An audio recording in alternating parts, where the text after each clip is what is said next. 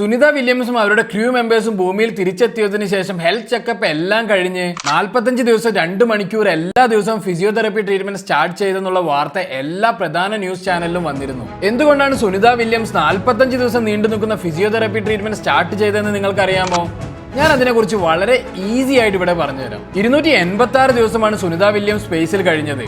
Micro gravity, അതായത് വളരെ minute ആയിട്ടുള്ള ഗ്രാവിറ്റിയിൽ ഇത്രയും ദിവസം കഴിയുമ്പോൾ ശരീരത്തിലെ രക്തയോട്ടവും മസിൽസിന്റെ സ്ട്രെങ്ത്തും ബാലൻസും അതുപോലെ മറ്റുള്ള ഓർഗൻസിന്റെ എല്ലാ ഫംഗ്ഷനിലും മാറ്റങ്ങൾ വരും. അതുപോലെ നടക്കാനും സ്റ്റെപ്സ് കയറാനും ഒരിടത്ത് ഇരിക്കാൻ പോലും ഭൂമിയിൽ എത്തിയതിനു ശേഷം അവർക്ക് കഴിയില്ല. ഇതിൽ നിന്ന് എല്ലാം റിക്കവറായി നോർമൽ ലൈഫിലേക്ക് വരാൻ വേണ്ടിയാണ് ഫിസിയോതെറപ്പി ട്രീറ്റ്മെന്റിലൂടെ ടാർഗറ്റ് ചെയ്യുന്നത്. ഫിസിയോതെറപ്പി ട്രീറ്റ്മെന്റിലൂടെ മെയിൻലി ഫോക്കസ് ചെയ്യുക balance and coordination, cardiovascular rehabilitation, bone recovery therapy, strength training of muscles, gait training, അതുപോലെ ഒരുപാട് ഫങ്ഷണൽ ഫാക്ടേഴ്സിലേക്ക് ഫോക്കസ് ചെയ്യുമ്പോഴാണ് അവർ നോർമൽ ലൈഫിലേക്ക് തിരിച്ചു വരിക. അപ്പോൾ ഈ കാരണങ്ങൾ കൊണ്ടാണ് സുനിത വില്യംസും അവരുടെ ക്രൂ മെമ്പേഴ്സും റെഗുലർ ആയിട്ടുള്ള ഫിസിയോതെറപ്പി ട്രീറ്റ്മെന്റ് 45 ദിവസത്തേക്ക് ചെയ്യുന്നത്.